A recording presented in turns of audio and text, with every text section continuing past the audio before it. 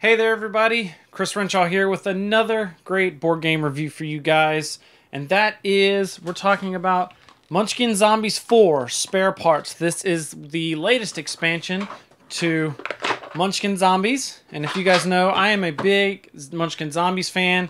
I'm a big Munchkin fan in general. So we're going to sit down and we're going to talk about this is the latest release, one of the new releases from Steve Jackson Games.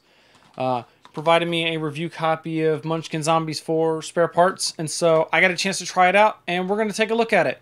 Well, here you go, everybody. This is all the stuff that comes inside Munchkin Zombies 4 Spare Parts.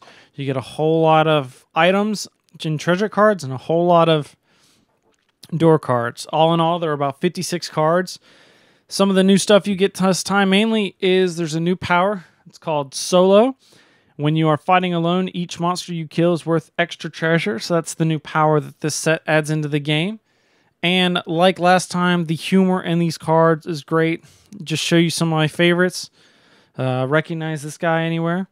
It's a parka in the shape of Kenny, which makes sense when someone will die all the time.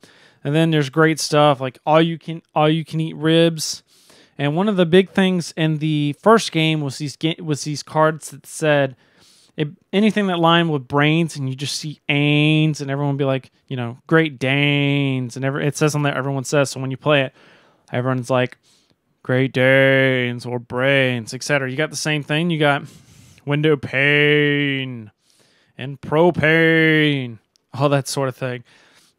In addition to that, you got some great stuff here in the monsters you fight. You've got the Garage Band, so -3 against solo zombies, because screw those guys. You got to have the band.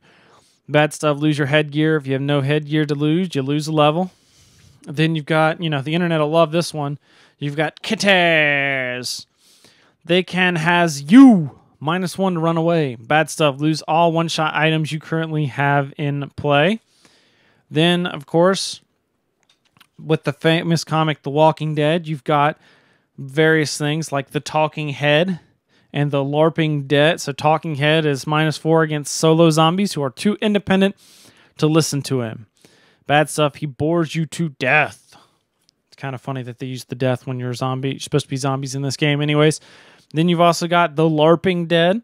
+1 to run away if you're a solo zombie because they think you're just really good at role-playing. Bad stuff, they borrow your awesome zombie costume. Lose your armor. And then every set has the ultimate bad guy. And this one, that's the level 20 undead, your ex-roommate. He still remembers that thing you did that one time. He's not over it. Bad stuff. He finally fulfills his dream of killing you. You are dead. So that's some of the great stuff that comes here in Munchkin Zombies 4. Now we're going to go back and I'm going to talk about my thoughts on this expansion. All right, so what do I think of Munchkin Zombies 4? Gotta say, of all the Munchkin expansions I've played with, a lot of them like this one just kind of got lost in the deck. Now, this could be attributed to the fact that I have the first expansion to Munchkin Zombies already in the cards, and so just the probability of me drawing these cards were so small. But I played a couple of games with it, and the cards never really seemed to. I never really seemed to notice any of the new cards. There was a couple of them that come up, mainly some of the monsters. I've showed you some of my favorites. I love the humor, but it's just kind of like this more of the same.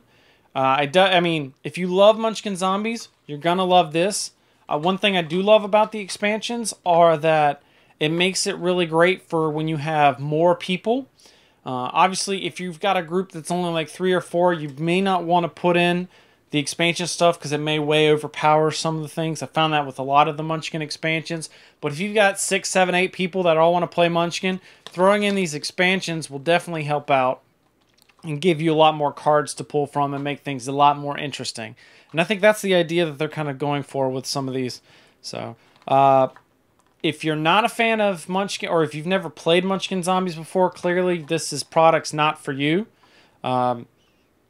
If you love Munchkin Zombies more than everything else, you're gonna want this just because it does. Like I said, it does add more of the same. And if you're just so tired of seeing some of the monsters that are in there, and you want something new, something I might recommend is if you're playing with lower people and you want to see these cards, maybe instead of just throwing them into the deck, maybe substituting. So pulling out for every monster you put in, pull out another monster about the same level. See if that balances things out, and maybe you see things more often. So that's my recommendation. If you're a big Zombies fan, you love it. Not a big Munchkin person, obviously this is not the product for you. So it's Munchkin Zombies 4 spare parts. Thank you guys for watching this video. If you want to see all the stuff that I'm playing and all the things I'm talking about, including Magic the Gathering, Dungeons and Dragons, make sure you go check out my Boards and Swords podcast over at boardsandswords.com.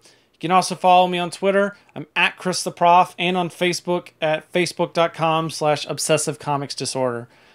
That's all I've got for you guys this time, and I'll be back with more great reviews for you guys. See you next time.